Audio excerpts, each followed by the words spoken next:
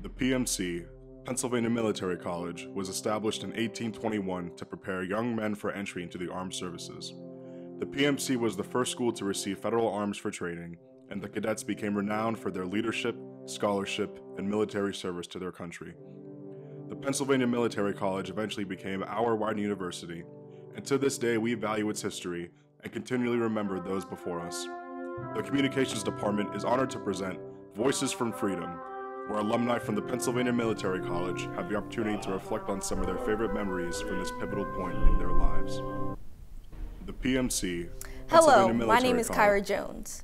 Welcome to Voices of Freedom, where this year we will be honoring the Pennsylvania Military College class of 1968.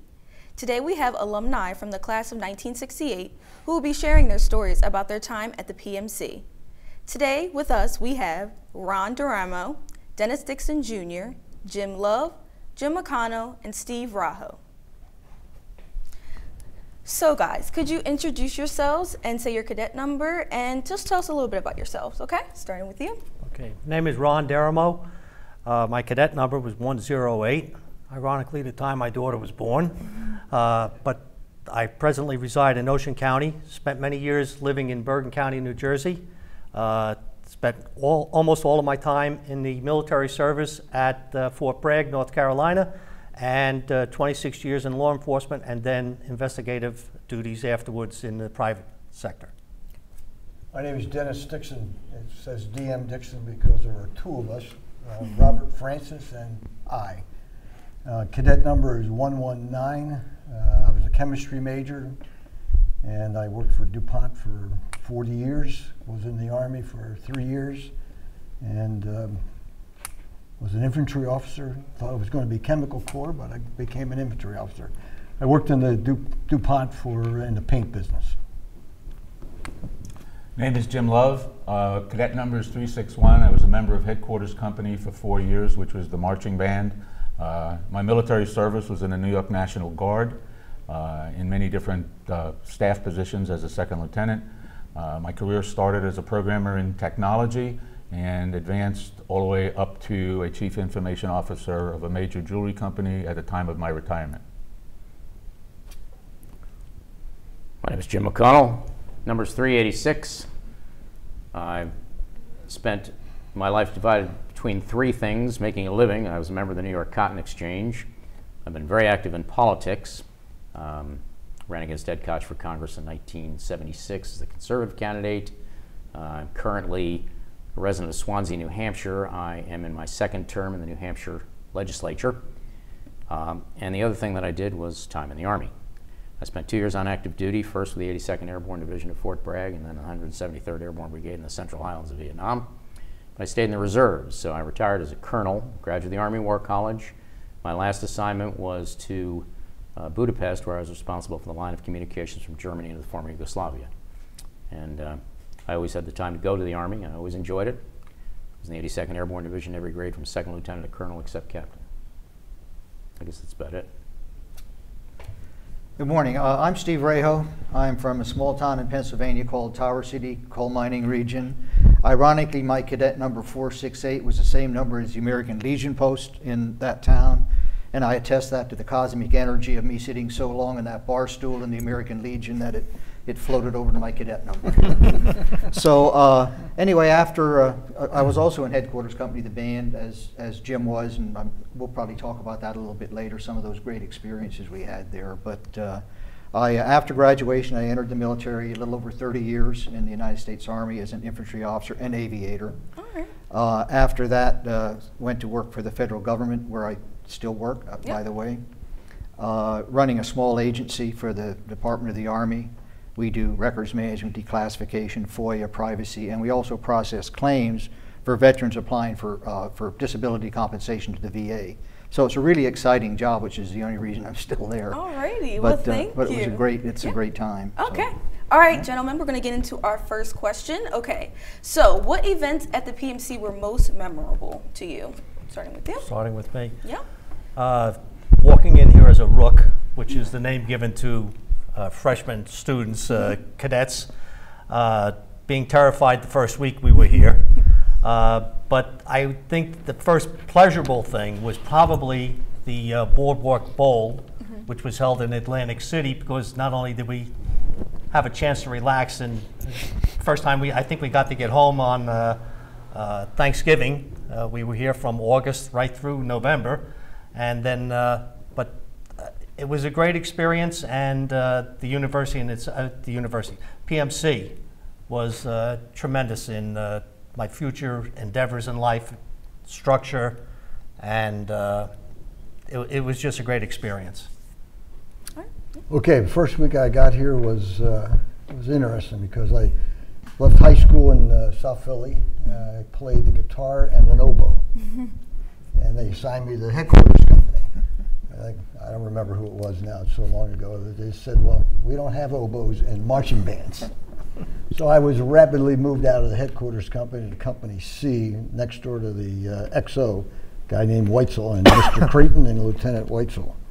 And we had a routine we had to go through every day when they would bang on the wall, and we'd have to run out of our room next door into their room and say, ready for action, sir. And then we would go running down to the canteen and get them a soda pop or something like that. So the other big thing I remember is having to run around everywhere on campus at that time.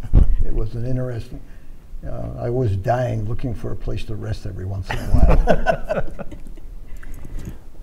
Well, I'll let these guys cover the Rook time periods. Okay. My most memorable event here was when the headquarters company commander, a fellow by the name of Jerry McAteer, made it a large endeavor, I'll call it, that he was going to walk away with the national championship, marching championship at the next competition.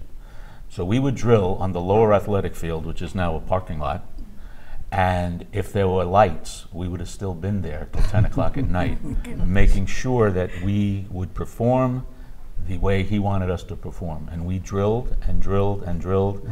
And at the World's Fair, in the World's Fair grounds in New York City, Singer Bowl, today it's the Armstrong Tennis Stadium, we walked away with the trophy as the national marching champion. So he got what he wanted. Yeah. So that sticks in my memory. Okay. What about you? My most memorable experience was when, as a senior, and in violation of all of the college's rules, a friend of mine, fellow senior named Pete Vanderveer, who later went on to become an FBI agent, decided we would go out and go to a bar. Oh my God. And as seniors, we were allowed to have civilian clothes, so we put them on. Of course, we weren't allowed to wear them except to college and to job interviews. And we also weren't allowed to drink within a certain red line area, and of course we violated that too. Well, about 3:30 in the morning when we came back, I, 3 sheets to the wind, opened my door and found that my buddies had emptied out what was my private room. They were normally for 2, but there weren't enough students this particular year, so they gave me a private room. And found that the bed and just about everything else was taken out except for a footlocker, which was standing on end. Okay. And wrapped around the footlocker was a 4.5-foot alligator. We had a classmate who bought out the reptile section of a zoo and got rid of everything but 2 alligators. In any event, I really was 3 sheets to the wind, because I normally didn't drink. I walked up to the alligator, and happily he backed up. Well, with that, I closed the door, walked out, closed the door, and hollered that everybody had to get up, put my stuff back in there right now. And of course, while I was reading everybody the riot act, out of the corner of my eye, I saw an alligator coming at me, mouth open, at head level. And it turns out the guy who owned the alligator picked it up and was coming after me. Well, it was a ground floor room, so happily I was able to get out the door with him about 3 feet behind me. And I ran through the 2 quadrangles that we had to the cheers of all of my fellow students leaning out their windows with helpful comments like, "Run faster, you can catch him." But long and the short of it is, that's clearly my most memorable experience, and it is quite famous. I've run into people who were in following classes that weren't there at the time, and they all ask if that was true, and it's always amazing to them to find that, in fact, it is a really true story. Yeah. And it was a very memorable experience, but I'm convinced that the duty officer was laughing so hard that he didn't write up a report because everybody else was up. Anyway, that's the story. Alrighty. And that's interesting, just following on with that, because my senior year I was the Corps commander of the Cadet Corps, and I couldn't believe it when they came to me and started telling me this story about Jim and the alligator. It was hard to believe, but anyway, I think for me the one thing that I enjoyed the most about the college was the fact my first 3 years before I was on the brigade staff, my final year, I was with Headquarters Company, the band. And it was a great place to be because you stayed with the same group all those years. In the rest of the college, every year you would switch companies. You might be an A company one year and Charlie company the next year and Delta company the next year. But with the band, you stayed together, and we had so much fun going to the off-post events. We went to the Mardi Gras 2 times. Who doesn't want to walk in the Mardi Gras parade as a paid trip, and stayed on an aircraft carrier? That was fun. We went to New York to march in the St. Patty's Day parade. We did a lot of those kinds of events, and so that really brought everybody in the band and Headquarters Company together, and it was just something that was very unique that a lot of the rest of the folks didn't have here. And then the other memorable event, I think, of course, I was selected for an ROTC scholarship, but I also was selected for flight training. So on weekends, I would drive down to the Greater Wilmington Airport, where I basically learned to fly. So those were probably the 2 most worthwhile events. Well, Ron, you mentioned that you were scared during your first week as a rook, and that leads into our next question, and it is, what was it like during your first week as a rook? As Den said, ran every place. You were subservient to anybody that was not a rook. Running errands, etc. I remember hitting the walls, and hitting the walls was that as you walked into your dorm areas, first of all, you had to hug the right wall. You had to call what they brace, as you did it half the times. And if an upperclassman ever came down the hallway, you had to hit the wall, which means you had to turn and throw yourself back into the wall. Yeah, I mean, coming from a small high school and stuff like that, small little town in northern New Jersey, yeah, that was a big awakening. But you know what? It all led to future things that I did as far as structure,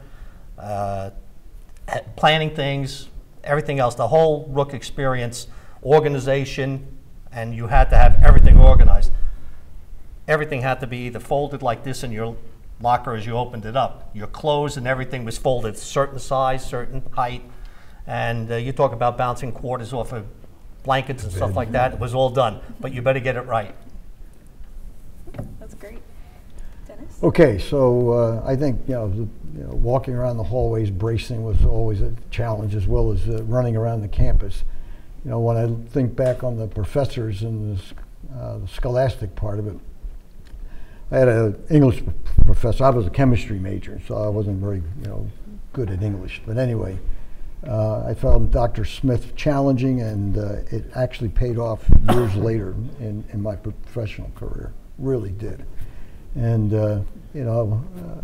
going to the chemistry department, which was next to Old Main, was kind of a thrill, because we would evacuate the building like once a month because somebody's experiment went awry. And my favorite story, when I was a freshman, we were doing qualitative analysis in the lab on the first floor.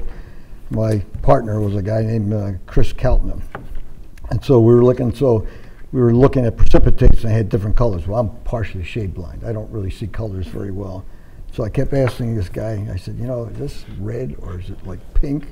And he would say, what are you, colorblind? And I said, well, actually, yes. And he became my best friend for the rest of my life. So, as professors go, as far as I'm concerned, they were fine. I started out in engineering.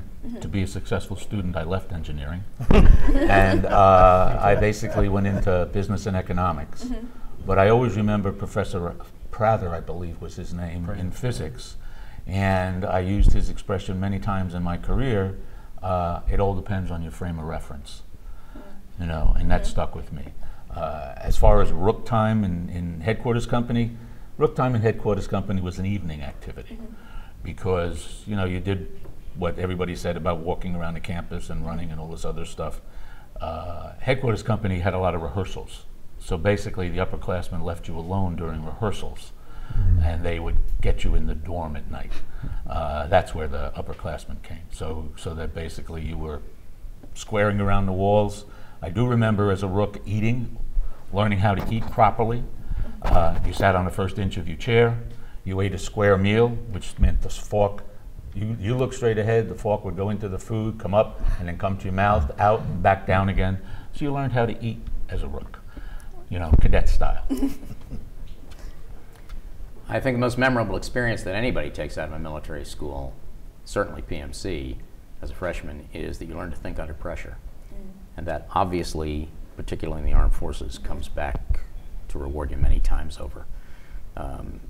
You can't be flustered, you have to think clearly, and you have to be able to do it quickly.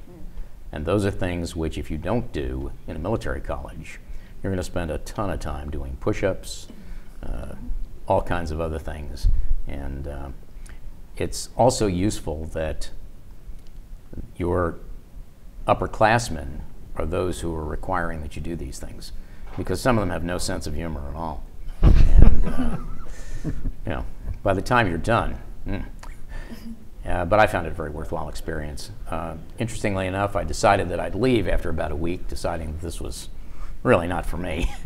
And the head of my mess table, who sits at the end of the table and runs the table, and you get sitting at the end of the table whatever's left over and everything else, decided that he would, when he asked me when he found out that I decided I was leaving, said, "I understand you're leaving."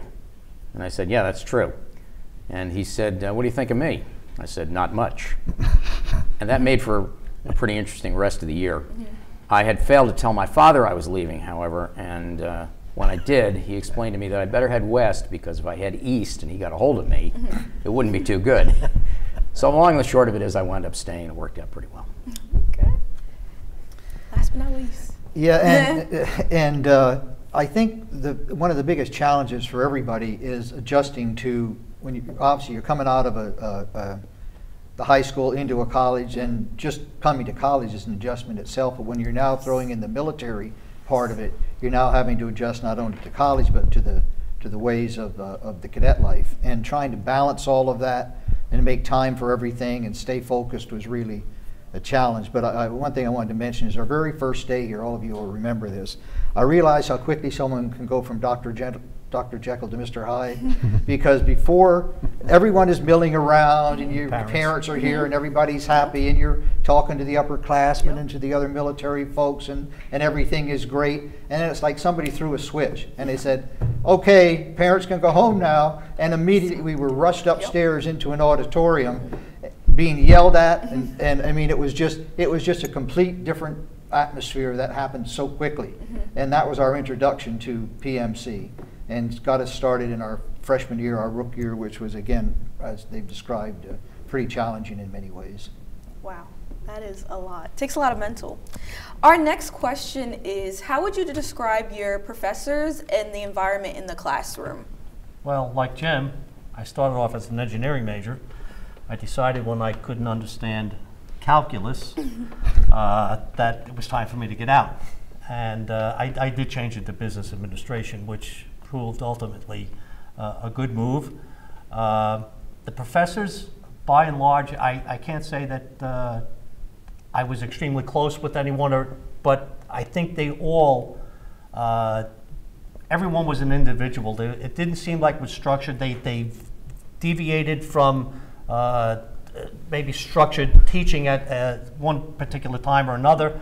And I forget the name of the professor of money and banking, but it was my junior year, I believe, and he had said at the beginning of the year, "Everybody, why don't you order this book from the federal government on banking?" And I did. And long story short, 2 months later, he's asking questions, and he says, "Anybody that can answer this question, I'll give him an A." Now, I did not believe that this was going to happen, but again, I bought the book. I was naive, I guess, but I had it. Opened up the book, and I read him verbatim the answer that he wanted. And I was scared at midterms, because I said, well, I better study. And I had an A at the midterms, and I know I didn't have an A. And the same thing with the final. And you know what? I respected the man for living up to his word. Yeah. Okay, the chemistry, chemistry was an interesting curriculum. Had, I guess, the two most memorable professors was a guy named Irv Gottlieb, University of Penn graduate, and then Professor Erb, who was the organic chemistry person.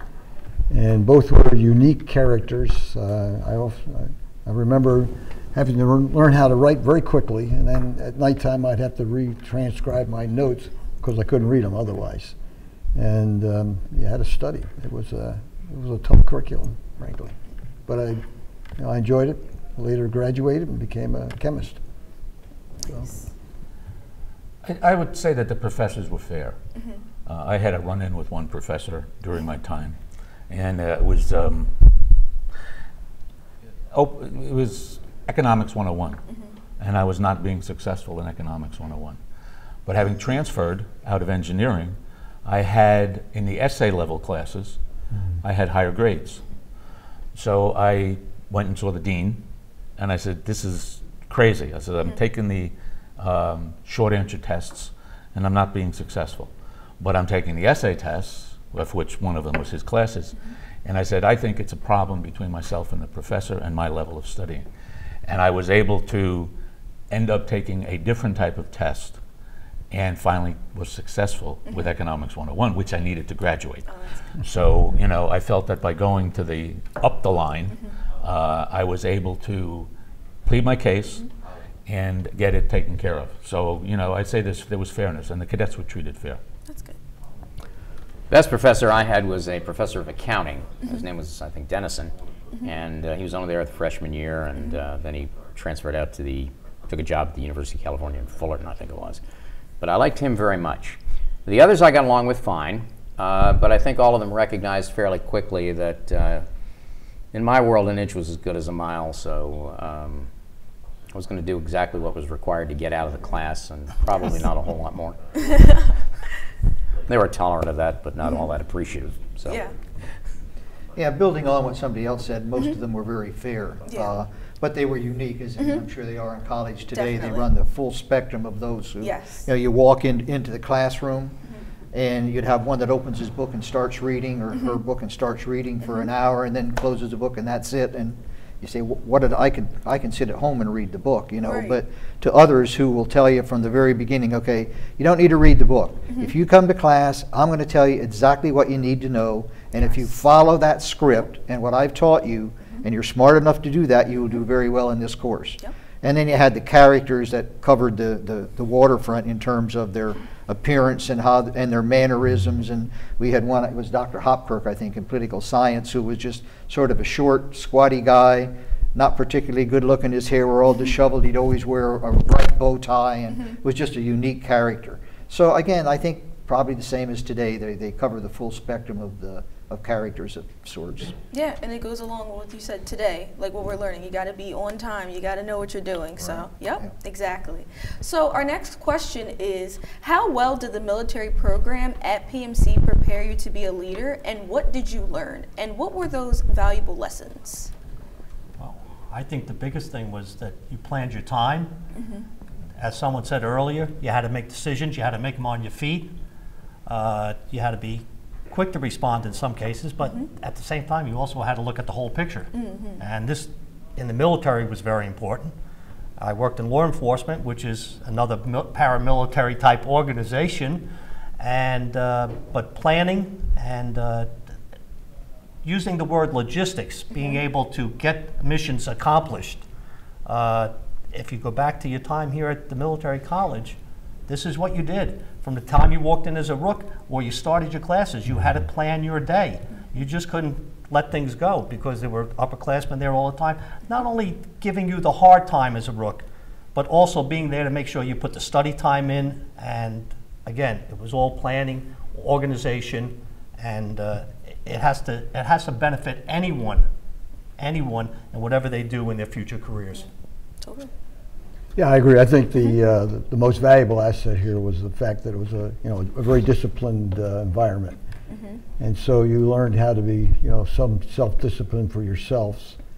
And then I think the second thing is that it was somewhat competitive because of the military atmosphere, And I think the last but not least, that learned, as Ron was saying, that you had to learn how to schedule yourself, and that pays dividends for the rest of your life, frankly. Mm-hmm.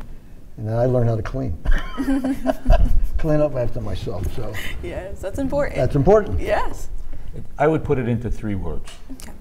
Discipline, leadership, and teamwork. Mm-hmm.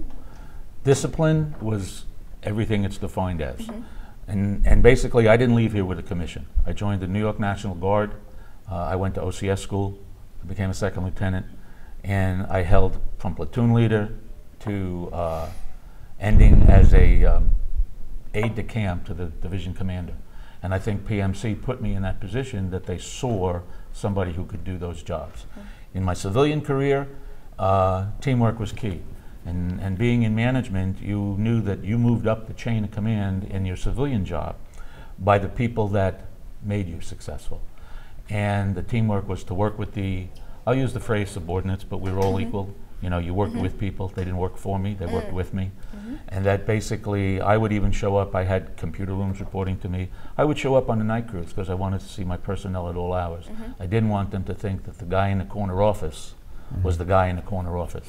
That he would come and see you, he would, and it wasn't a way that if I showed up, they were thinking there was going to be discipline applied. If I showed up, they knew they had somebody that would sit there and listen to them, and then I might not deal with the problem, but I would bring the problem back to their management and say, this is what I think we have to work on. Sometimes to the point that the manager didn't want me coming in. So it was teamwork, discipline, and leadership, which you could apply to a military career or a civilian career. That is so important, yes. Military college and the armed forces are great for teaching a number of really important lessons which you build on as you go through over time. You learn the effects, you learn the importance, you learn the fact that there's no substitute for your physical presence, particularly when there's danger involved. You recognize that you recognize the withering effects of a limited commitment. You learn that courage may be taught as a child is taught to speak, as Euripides said way back when. And you learn that a coward dies 1,000 deaths and a brave man tastes of death but once, which Shakespeare said. You learn all those things are true, and you are able to apply them over time. And I think that those are really important lessons. We started to learn those things at PMC, and those of us, particularly those of us who went into the armed forces, I know had an opportunity to apply all those things. I was also president of my class, and I butted heads with the president of the college, President Mall, quite a bit. He and I did not get along. I was not happy with him, and he wasn't crazy about me either. But you also learn that you really have to stand up for yourself. Yes. Because otherwise people will walk all over you. He found that he couldn't do that. So. It may take me just a second to absorb all those philosophical musings. That yes. I'm a little overwhelmed here. Just give me a second. Okay. I'll go back to the leadership, discipline, and teamwork. Yes, I can follow that like bouncing ball a lot yeah. easier. But no, it really is. I think what you learned, which is useful here, it starts here, and you learned as you were in the military, is the importance of teamwork and the buddies that you have. Because whether it was here, you found you had to rely on other people to get through and help you. In the military, if you're in the middle of a firefight in Vietnam and you say, I'm going to go around the left flank and I need you to lay down a base of fire, you need to trust that the people that are going to lay down a base of fire and cover you are going to do that. So you learn that you've got to rely on others. You're not your own person. You really need to have, sure you can have your individualisms and you want to have that approach, but you also learn how to work with other people. And you really needed to do that here to be able to succeed. Yes, teamwork, leadership. Yep, I got that. I got that. Our next question is, was there a defining moment in your life while at the PMC for you? Wow. I guess it was after I decided to leave engineering and realized that my parents were working very hard to put me through PMC at the time, which was not inexpensive, if you all remember. It was expensive. But I think saying to myself, hey, you better wake up, son. Apply yourself. And, just drive on. Continue to, pursue what you want to do. Obviously, engineering wasn't the key for me.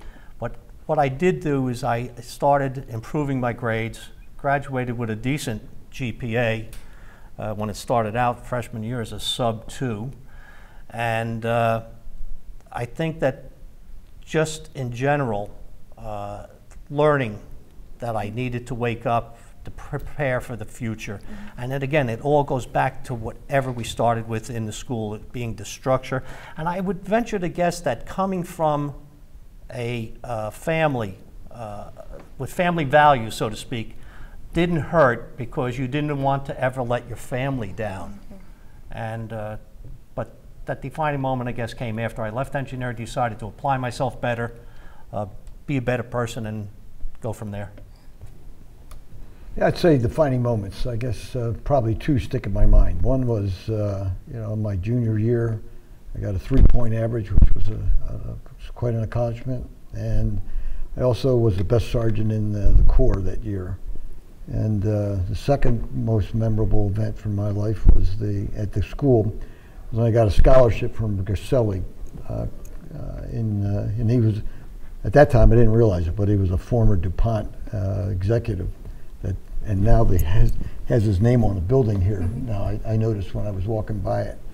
And that, as Ron was saying, coming here, relatively expensive school. I mean, I had to work at, in the summer times to go to pay the half the bill. My folks paid the other half.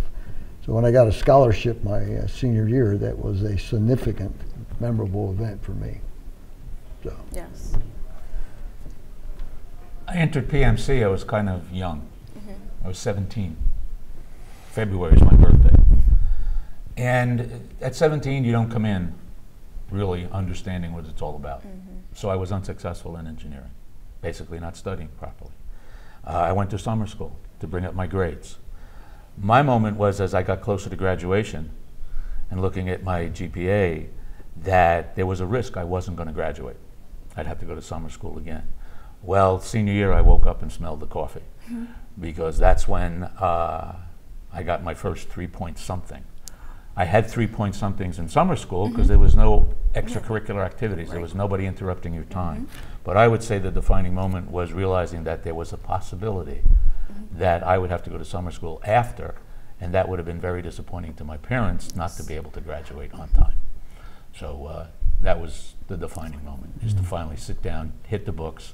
Because my father said to me, could you have done this all along? I said, most likely yes, but I woke up at the end. Outside my bout with the alligator, I think that my most interesting experience here at PMC was when I was butting heads with the president of the college. I found him hostile to the Corps of Cadets. I found him unimpressive in just about every direction, and I made that really clear.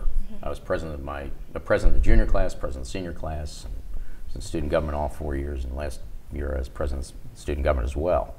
And I was very active in politics even then, and it was interesting looking back on it that I was willing and able to challenge authority even in college as a student. And I think that probably was a very useful experience. Last year, for example, I'm in the state legislature in New Hampshire, and I was the governor's principal problem on his budget, which we defeated the first time. Got it through the second time, but it's all worthwhile. Yeah, Thank you. I agree. I think the first one was, I didn't come here as a scholarship student. I applied and was selected for a 3-year ROTC scholarship after I got here, and I didn't come from a very rich family. So when I was selected for that scholarship, it was a tremendous relief because I knew that it would help out the family quite a bit. And so that was a very defining moment to be able to know, and it was a great scholarship. Room, tuition, books. Yeah. They even bought my pencils. I mean, it was like, wow, this is, and PMC was not a cheap school when you factored in the prices of the uniforms and everything else, all the miscellaneous stuff.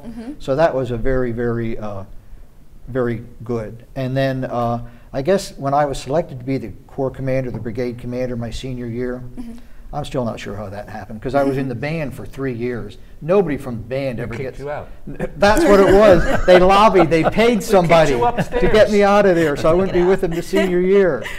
But in fact, we had a reunion, a group of us in Gettysburg about a year ago, and one of the folks there came up to me and said, "You know, when you were selected for brigade commander, I looked at Joe or whatever his name was next to me. I said, "Who's that?" They had no idea who I was. So that was a very interesting selection. But those are two pretty memorable events. Okay, good. Alrighty. We have a couple questions from the sociology class that they would like to get your answers on. The first one is, what were some of the unwritten rules you were expected to follow? Unwritten rules. Wow. Although there was no formal honor code, that was, you were in a military college. Your word was what we based everything on. I mean, if you said something, it had to be the truth. In classes, again, no honor code. I can't think of any time that, there may have been a little bit of stuff going on, but there was nothing in the way of, exams being given out, exams being stolen, stuff like that, mass cheating in classes, something like that. That's an unwritten rule that you're in a military college, honor, integrity are very important. Yes. So you don't violate it. I'd say ditto. Integrity was one of the most valuable assets we had. Honor, yes, and no quibbling. In other words, if it was brought to your attention that something was there, you accepted it. Yes. We had Jim to fight it for us, but there was no quibbling, and that was something that was there to teach you, along the same lines of discipline. Important. I'll agree with that. You have to be very straightforward in the armed forces and in a military college. The other thing is you have to recognize that you can't let down the team, because in the event that you fail and cause your unit to fail, everybody's punished. Yep. Not only by reason of the fact that here the cadre may punish you, the upperclassmen may punish you, but in real life, particularly in the armed forces, it will require that you really have to redouble your efforts, and in many cases that results in taking much greater risks than you would otherwise have to. So you better get it done right, you better get it done the first time, and you better make sure that you hold up your end. Yep, I agree. Yeah, there were a lot of little things that were rules, quote unquote, that you could easily break if you wanted to and not get caught. Things such as you're not supposed to, as a freshman, you weren't supposed to walk across certain seals. You weren't supposed to use certain steps. They were considered senior steps. You weren't supposed to sleep during the day between classes and get on your bed and go to sleep. Oh, which wow. Is, okay, I failed that one. But for those little things, and you would see people at 2, 3 o'clock in the morning, if they had to go up and go to the bathroom, they would not walk across the seal, they would walk around it. They would square around fire extinguishers in the hallway because that's what you're supposed to do. So it's, I think it's, how does that saying go? The integrity is doing the right thing even when no one is watching. Right. And that was really what showed the integrity and the honor of a lot of the Brooks. Yeah. Just one thing, I just wanted, I wanted to add one more thing, and it had to do with, I guess, how we, if there was a problem within your own ranks, meaning your own classmates or something like that, in many cases, you were expected to handle the situation yourself. For those that lived in Howell Hall our freshman year, we had an instance where, is it? Okay. We had an instance where we as freshmen took care of a situation involving another person to make the company better, to make the unit better. Are you talking about blanket parties? Yes, I am. We used to, you need to explain that. Okay, you need to, okay. Basically what he's saying in taking care of problems, if you had someone who hadn't showered for 2 or 3 days, you helped them shower. 2 or 3 of you ran in, threw a blanket over them, drug them into the shower. But it wasn't with hands and sponges. Yeah. No, sometimes you use a scrub brush. Oh, okay. Yeah, so that's what Ron is referring to, is we took care of it ourselves. Yes. So. I like That's that. an old military tradition. You throw throw a blanket over the guy's head when he comes around the corner. You can't see who's involved, and basically everybody has to take a few shots at him. By the time he gets out of the infirmary, he's right there with the rest of us. Not that bad. He has his defining moment. Okay.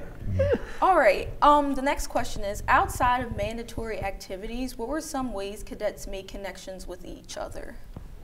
Well, one of the things is that whether it be the band members, and that was their own fraternity. Yeah. Everybody, I think, perceived the band as its own fraternity. There were fraternities on campus. There were other, there were clubs also that people participated in. And I think that was one of the ways. Plus, there was always a Friday night or Saturday night mixer someplace nearby. And so needless to say, as a cadet, you know, you walk down there, but as you got to be upperclassmen and you can get the civilian clothes on and everything, that was another way to just expand your horizons and your group of friends. Yeah, I think, you know, I was a member of the ACS, American Chemical Society. I joined Theta Chi fraternity, and I was in the Q5 rifles, so drill team. And and I worked at the chemistry department showing movies every couple of days. $25 a month. Oh, that's good. It was something in your pocket. Headquarters company was like a fraternity because we lived together for 4 years. And I pledged Theta Chi. I was in Theta Chi. Actually, I pledged Theta Chi twice. I got in as a senior. But in the dances, in headquarters company, there was a lot of different things that we did. The competition that we won first place. We were a halftime show with Q5 at a Dallas Cowboys Philadelphia Eagles game in November of '66. We went to 2 Mardi Gras. The other thing we did was in headquarters company, they took away his oboe, they took away my trombone, and it was too late to transfer to a line company. So I stayed in headquarters company and I became a member of the technical staff. So a lot of the films that you see on YouTube about the time period when we were at PMC, I was involved in recording those, working with a class of '65 senior named Dave Rittman. So there was a lot of different things that you could do. And I remained in headquarters company for 4 years. They finally found that I could play the bass drum, you know, left foot hits the ground, boom, hit the drum. And then I was the guidon bearer. So there was a lot of different activities if you paid attention. That might have been why my grades weren't so good in the beginning. Yeah, that's good. Military discipline pushes people together. Yes. And obviously you find out who your friends are, and you find out that there are some people out there that just don't impress you.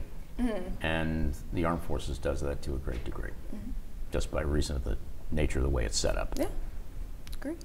Yeah, I think sort of building, I mean, you guys covered it really, really well, but sometimes you just needed to get away. I remember when I first came here, my first few days, one of the upperclassmen said, listen, things are going to get really bad at times, and when they do, just look out the window and laugh and just understand, keep it all in perspective. But sometimes just walking downtown into the infamous Chester, Pennsylvania, and just going by one of the theaters or just sticking your head in a couple of stores, just something to get away, to get out of the building and do something is useful. That's good. All right, so we have a question from our live audience, and it is, what advice would you give to the current ROTC cadets? Wow. I would say that if the ROTC instruction, and I'm sure it's even improved over the years, I would follow their leadership. Be your own person, be a leader yourself, and you can be a quiet leader at times.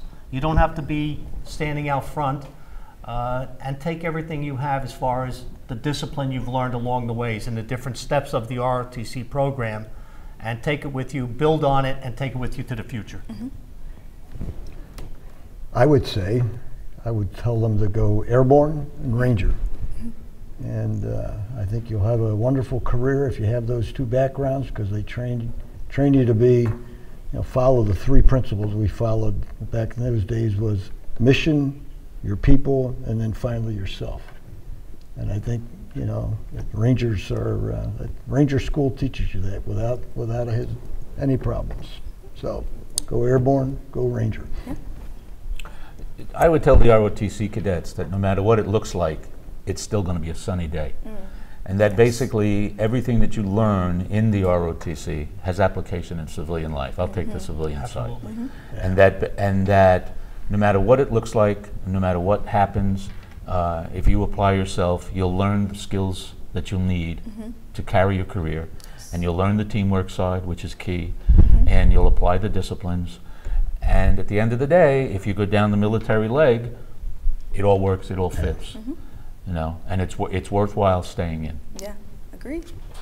Take it seriously. If you wind up in combat, you're going to be a very important person, and your troops are going to rely on you beyond anything you can imagine. And the true way to be popular with your troops is to inspire in them the confidence that they need to understand that you are their best chance of coming home in one piece. Great. Yeah, I mean, just to keep things in perspective. You can't, you're probably not going to be the next Patton. So don't drive people crazy trying to prove that you're going to be the next Patton. Keep a balance in life. Yeah, there are important things in the military, but there's also family, there's your friends, there's all the other things that have been part of your life throughout your life. So just somehow maintain that balance and maintain your integrity. And when we went into that room in the first day, remember that sign that used to hang up when we went into our rook, the very first, when they ran us up that fire extinguisher, that room, there was a sign. It said, when wealth is lost, nothing is lost. When health is lost, something is lost. When character is lost, all is lost. So just maintain your character, maintain your focus, maintain a balance, and you'll do fine. Excellent. Thank you, gentlemen, for your time, your advice, your stories. I'll be taking that with me throughout my rest of the college years. Well, that is all the time we have today. Thank you to our panelists for sharing their stories about their time at the PMC. We really appreciate your willingness to share your stories. Stories that are the roots of what is Widener University today. We hope that you enjoyed this year's Voices of Freedom. Join us next year when we will hear the stories from the class of 1969. Thank you. PMC, Pennsylvania Military College, was established in 1821 to prepare young men for entry into the armed services. The PMC was the first school to receive federal arms for training, and the cadets became renowned for their leadership, scholarship, and military service to their country.